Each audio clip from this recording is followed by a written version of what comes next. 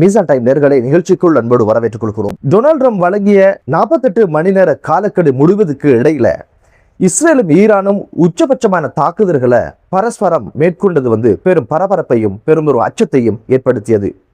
யுத்தம் நிறைவுக்கு வராதா என்ற மிகப்பெரிய ஒரு சூழல்ல அதிரடியாக இஸ்ரேல் ஈரான் மீது பயங்கரமான தாக்குதல்களை மேற்கொண்டது.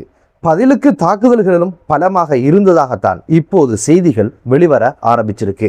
அமெரிக்கா தாக்குதலை மேற்கொள்வதற்கு முன்னமாக ஒரு தந்திரோபாயமாகத்தான் இஸ்ரேல் ஈரான் மீது பயங்கரமான தாக்குதலை மேற்கொண்டது. காரணம் என்னன்னா, காலக்கெடு முடிந்தாலும் அமெரிக்கா ஈரான் மீது தாக்குதல் நடத்தாது, மேலும் காலக்கெடு கொடுத்துரும் என்ற கணக்கின் அடிப்படையில தான் இஸ்ரேல் ஈரான் மீது பயங்கரமான தாக்குதலை மேற்கொண்டாங்க. ஈரானுக்குள்ள அமெரிக்காவுடைய இஸ்ரேலுடைய இலக்குகள் எதுவாக இருந்தது அப்படின்னு கேட்டீங்கன்னா, கிட்டத்தட்ட 1500 இலக்குகள் மீது தாக்குதல் நடத்துவதாகவும், ஈரானுடைய மின் உற்பத்தி, எரிசக்தி மற்றும் ஈரானுடைய உட்கட்டமைப்புகளாக இருக்கின்ற புகையிரத நிலையங்கள், அதனுடைய பாதைகள், பாலங்கள், ஆயுதங்கள் கொண்டு செல்கின்ற பாதைகள் அப்படின்னு சொல்லி அனைத்தையும் தரமட்டமாக்கி ஒட்டுமொத்த ஈரானையும் சுக்கு நூறாக்குவதுதான் அமெரிக்காவினுடைய இஸ்ரேலுடைய திட்டமாக இருந்தது. புஷர் என்று சொல்லப்படுகிற அணு மின் நிலையத்தை தகர்ப்பதற்கும், கர்ஷான் மற்றும் பக்தியாரியா என்று சொல்லப்படுகின்ற பெரிய அணைகளையும் தகர்ப்பதாகவும், கர்ஜ் தீவின் மீதும் தாக்குதல் நடத்துவதாகத்தான் அந்த இலக்குகளை அமெரிக்காவும் இஸ்ரேலும் நிர்ணயித்தது. இதுக்கிடையில ஈரான் மற்றும் ஒரு கணக்கை போட்டிருந்தது. டெல்டா போன்ற படைகளை உள்ள இறக்கி செறிவூட்டப்பட்ட யுரேனியங்களை திருடுவதற்கான வாய்ப்புகள் உண்டு அப்படின்னு ஒரு கணக்கையும் போட்டு தரப்படையும் தயார் நிலையில ஈரான் வச்சிருந்தது. இன்னொரு நிலை இப்படி இருக்கும்போதுதான் காலக்கெடு முடிவதற்கு முன்னமே ஈரான் மீது பலத்த ஒரு தாக்குதலை நேற்றிரவு இஸ்ரேல் மேற்கொண்டிருந்தது. இந்த தாக்குதல் குறித்து பெஞ்சமின் நெதன்யாகு என்ன சொன்னார் அப்படின்னு கேட்டீங்கன்னா, 8 மிக முக்கியமான பாலங்கள் இருக்குது, அதுல 4 தகர்த்திட்டோம், எஞ்சிய 4ஐயும் தகர்த்துவோம், அதுபோக ஈரானுடைய உட்கட்டமைப்பையும் சிதைத்து பொருளாதார நெருக்கடியை கொடுப்போம் அப்படின்னு ஒரு விஷயத்தையும் சொல்லி இருந்தார். இந்த தாக்குதல்ல அப்பாவி 9 ஈரானியர்கள் பலியான சம்பவமும் பதிவாகி இருந்தது. இந்த தாக்குதல்ல யூத மத ஜெய ஆலயம் ஒன்றும் தாக்குதலுக்கு இலக்கானதாக இப்போது ஈரான் அறிவிச்சிருக்கு. அமெரிக்காவினுடைய ஜனாதிபதி டொனால்ட் ட்ரம்ப் B-2 என்று சொல்லுகிற போர் விமானங்களையும் 910 கிலோ எடை கொண்ட வெடிமருந்துகளை சுமக்கின்ற ஏவுகணைகளையும் தயார் நிலையில் வச்சிருந்தது. இந்த ஒரு அறிவிப்பு குறித்து குஷியான இஸ்ரேலுடைய ஊடகங்களும் சரி, இஸ்ரேலுடைய அதிகாரிகளும் இஸ்ரேலுடைய அரசியல்வாதிகளும் ரொம்ப பூரிப்போடு இருந்ததாகவும், இந்த யுத்தத்துல இப்போதுதான் அமெரிக்கா தம்மோடு முழுமையாக இணையப் போகுது என்ற ஒரு சந்தோஷத்துல இருந்ததாகவும், இந்த சூழல்ல ஈரான் எவ்வகையான மிரட்டலை விட்டாங்க அப்படின்னு கேட்டீங்கன்னா, எமது உட்கட்டமைப்புகளை சேதப்படுத்தும் வகையில எம்மீது தாக்குதல் நடத்தினால் அதற்கான பதிலடியாக இஸ்ரேலுடைய 200க்கும் மேற்பட்ட மின் உற்பத்தி நிலையங்கள் மீது தாக்குதல் நடத்துவதாகவும், அதுபோக இஸ்ரேலுடைய சர்வதேச விமான நிலையங்கள் 4 மீது அதிரடியான தாக்குதல் நடத்துவதாகவும், அதனுடைய உட்கட்டமைப்புகளை சேதப்படுத்தும் வகையில எரிசக்தி நிலையங்கள் மீதும் தாக்குதல் நடத்துவதாக, அதுபோக இஸ்ரேலுடைய முதுகெலும்பாகவும் பொருளாதாரத்துக்கு மிக முக்கிய பங்களிப்பு செய்கின்ற அஸ்மதாத் என்று சொல்லப்படுகின்ற துறைமுகத்தின் மீதும் தாக்குதல் நடத்தப்படும் அப்படின்ற ஒரு எச்சரிக்கை விட்டது மட்டுமல்லாம, அதிரடியாக கிளாஸ்டர் ஏவுகணை மூலம் பெனிபராக் என்று சொல்லப்படுகிற நகரத்தில் இருக்கின்ற அதிநவீனத்துவம் உள்ள புகையிரத நிலையத்தின் மீது அதிரடியான தாக்குதலை நடத்தி அசத்தியது ஈரான். இந்த தாக்குதல் என்ன சூழ்நிலையில் நடக்குது அப்படின்னு கேட்டீங்கன்னா, இஸ்ரேல் ஈரானுடைய உட்கட்டமைப்புகளை தாக்குவோம் என்று சொல்லி 1 மணி நேரத்துல, என்னடா நீங்க எமது உட்கட்டமைப்புகளை தாக்குறது, நாங்க தாக்குறோம்டா பாருங்கடா அப்படின்ற மாதிரி தான் இந்த பாதுகாப்பு வலயத்துக்குள்ள இருக்கின்ற அதிநவீனத்துவம் உள்ள புகையிரத நிலையத்தின் மீது ஒரு காட்டியது ஈரான். இது போக டெல் அவீவ் அதை சுற்றி இருக்கின்ற 6 நகரங்கள் மீது சரமாரியான தாக்குதலை ஈரான் மேற்கொண்டிருந்தது.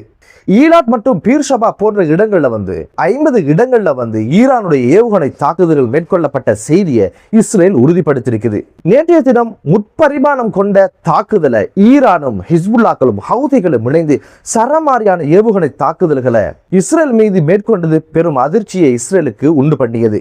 ஹிஸ்புல்லாக்கள் தரைவழி தாக்குதல் மேற்கொண்டதுல நேற்றைய தினம் 2 இஸ்ரேலிய ராணுவ வீரர்கள் பலியானது மிகப்பெரிய ஒரு தாக்கத்தையும் இஸ்ரேலுக்கு உண்டு பண்ணியது.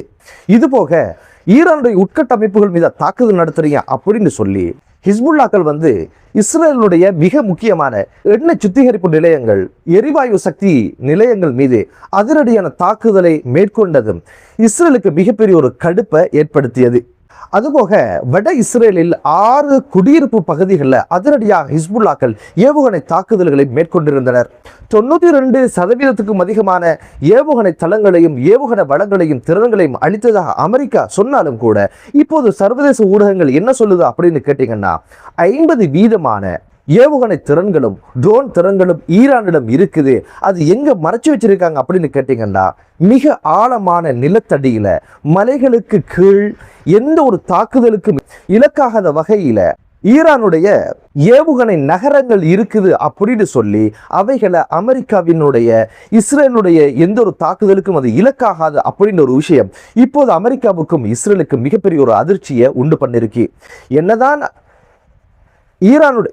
ஈரானுடைய அனைத்து வகையான ஈரானுடைய ஏவுகணை திறன்களை அமெரிக்காவும் இஸ்ரேலும் அளித்ததாக கூறினாலும் நிஜத்துல ஈரானுடைய தந்திரோபாயம் என்ன அப்படின்னு பார்த்தீங்கன்னா, நிலத்துக்கு அடியில ஏவுகணை நகரங்களை வைத்து அவைகளை நகர்த்துகின்ற தந்திரோபாயத்தை கொண்டிருக்காங்க அப்படின்ற ஒரு விஷயம் மட்டுமல்லாம இப்போதைக்கு 50% ஏவுகணைகளும் ட்ரோன்களும் செயற்பாட்டில் இருப்பதாக ராணுவ புலனாய்வு ஆய்வாளர் முகமது சமாதி குறிப்பிட்டு சொல்லி இருந்தாரு.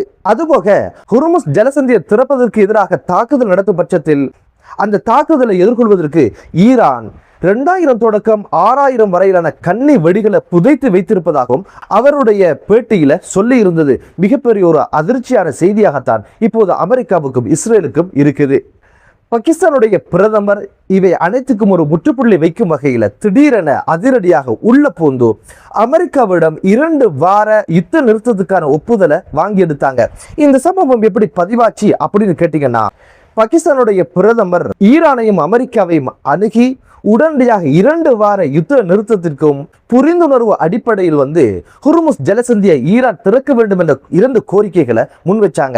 உடனடியாக டொனால்ட் ட்ரம்ப் இது குறித்து உடனடியாக அவருடைய ஒப்புதலை வழங்கியதோடு இது குறித்து ஈரான் தரப்போடு பேசியதுல இப்போதைக்கு சாத்தியமான சாதகமான பதில்களை சொல்லியிருக்கிறாங்க அப்படின்னு ஒரு விஷயத்தை இப்போது பாகிஸ்தானுடைய பிரதமர் தெரிவித்தது மிகப்பெரிய ஒரு வரவேற்பை பெற்றிருக்கு. இது குறித்து டொனால்ட் ட்ரம்ப் என்ன சொல்லியிருக்கிறார் அப்படின்னு கேட்டீங்கன்னா, நீண்ட அறிக்கையொன்றை வெளியிட்டிருக்கிறார். இந்த முயற்சி பாராட்டுக்குரியது, இது ஒரு நிரந்தரமான ஒரு யுத்தத்துக்கான தீர்வாக அமையும் என்று எதிர்பார்ப்பதாகவும் அவருடைய அறிக்கையில சொல்லி இருந்தார். அதுல இஸ்ரேல் பற்றி எந்த ஒரு கருத்தும் அவர் பேசாதது சர்வதேச ஊடகங்களுடைய கவனத்தை ஈர்த்திருந்தது. அதுபோக ஈரான் என்ன நிலப்பாட்டில் இருக்குது அப்படின்னு கேட்டீங்கன்னா, 10 அம்ச கோரிக்கைகளை முன் வச்சிருக்கிறாங்க. இங்க இருக்கிற மிகப்பெரிய ஒரு கேள்வி என்ன அப்படின்னு பாத்தீங்கன்னா, 10 அம்ச கோரிக்கைகளை அமெரிக்கா ஒருபோதும் ஏற்றுக்கொள்ளாது.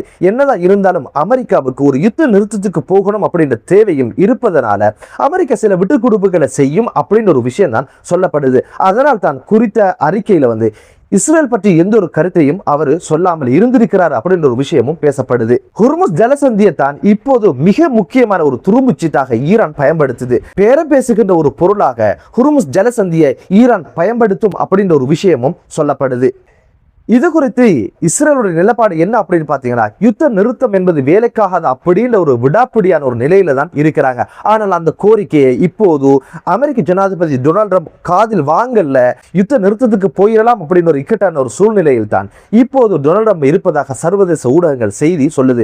என்னதான் இருந்தாலும் இந்த பாகிஸ்தானுடைய இறுதிக்கட்ட முயற்சியினால மிகப்பெரிய ஒரு ஆபத்தில் இருந்து ஈரானையும் இஸ்ரேலையும் அமெரிக்காவையும் பாகிஸ்தான் பாதுகாத்தது என்ற ஒரு விஷயம் தான் இப்போது சர்வதேச ஊடகங்கள்ல பாராட்டுக்குரிய விடயமாக பார்க்கப்படுது. இந்த ஒரு முயற்சி வெற்றி அளிக்கணும் அப்படின்னு ஒரு பிரார்த்தனையோட மத்திய கிழக்கு நாடுகள்ல 3ஆம் உலக மகா யுத்தத்திற்கு யுத்தம் வழிவகுக்காமல் சமாதானம் என்ற ஒரு நிலைக்கு சென்று மத்திய கிழக்கு நாடுகள்ல அமைதியான சூழல் உருவாகட்டும் என்ற பிரார்த்தனையோடு மற்றொரு காணொலியிலே உங்கள் அனைவரையும் சந்திக்கும் வரை விடைபெறுகிறேன். நன்றி.